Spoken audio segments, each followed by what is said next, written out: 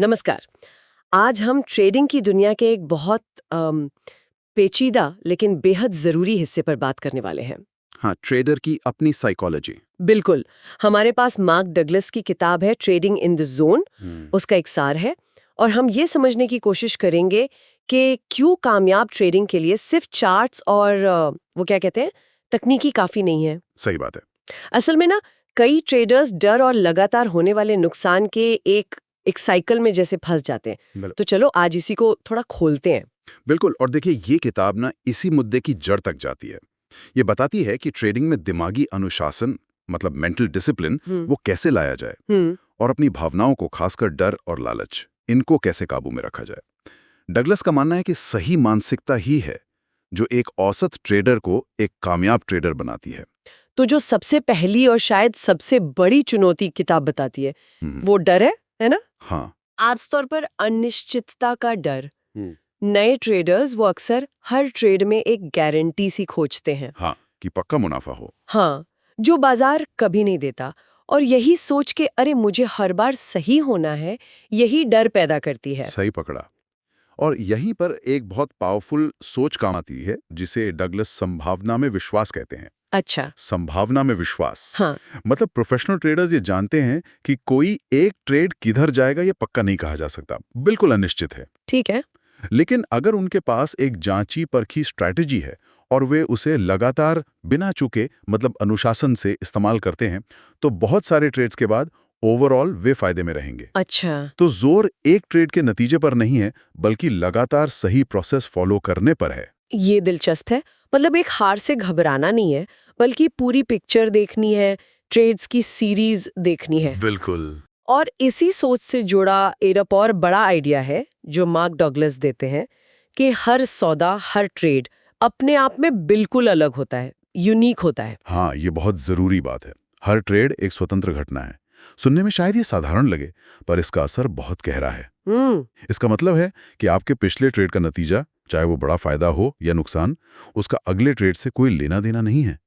Market को याद नहीं रहता कि आपने पिछली बार क्या किया था। अरे वाह, ये सोचना ही अपने आप में कितना रिलैक्सिंग है। मतलब पिछले नुकसान का डर या पिछले फायदे का वो झूठा कॉन्फिडेंस, वो अगले फैसले पर हावी नहीं होना चाहिए। एग्जैक्टली। ये हर ट्रेड को एक फ्रेश स्टार्ट की तरह देखने में मदद करता है। बिल्कुल।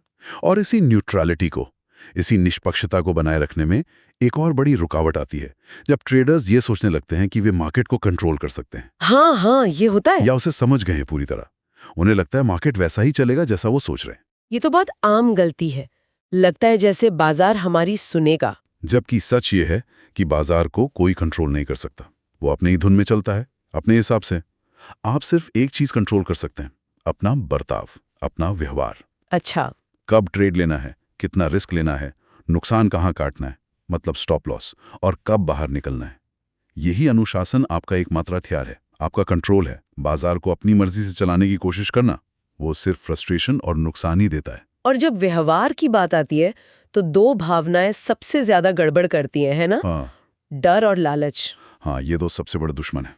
डर की वजह से अच्छे मौके हाथ से निकल जाते हैं या लोग घबराकर जल्दी बेच देते हैं।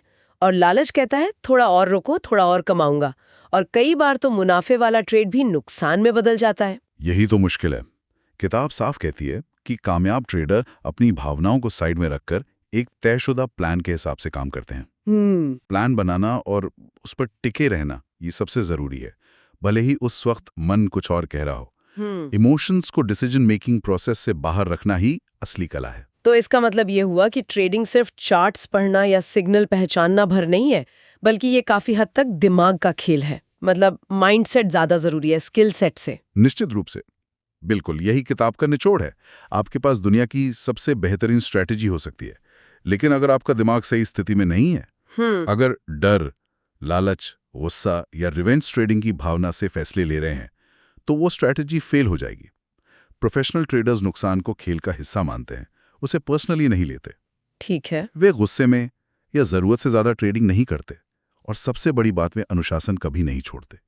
टेक्निकल एनालिसिस जरूरी है, बिल्कुल, पर अपने दिमाग का एनालिसिस और उस पर काम करना भी उतना ही, शायद उससे भी ज्यादा जरूरी है। कमाल है। तो अगर हम ट्रेडिंग इन द जोन के मुख्य संदेशों को समेटें, तो पहली बात, बाजार की अनिश्चितता को स्वीकार करो, उसे गले लगाओ। हाँ, दूसरी, बाजार को नहीं, अपने रिस्क को काबू में रखो। तीसरी, अनुशासन को अपना सबसे पक्का दोस्त बनाओ। बिल्कुल। और सबसे बढ़कर सही दिमागी नजरिया, सही माइंडसेट विकसित करो। पैसा शायद इसी के पीछे पीछे आता है। एकदम सही कहा। और जाते जाते एक सवाल मैं श्रोताओं के सोचने के लिए छोड़ जाता हूँ। ट्रेडिंग की इस दुनिया में क्या खुद के व्यवहार और अपनी भावनात्मक प्रतिक्रियाओं को समझना बाजार की अगली चाल समझने की कोशिश करने से ज्यादा महत्वपूर्ण है? और अगर ऐसा है तो क्यों? इस पर सोचिएगा जरूर।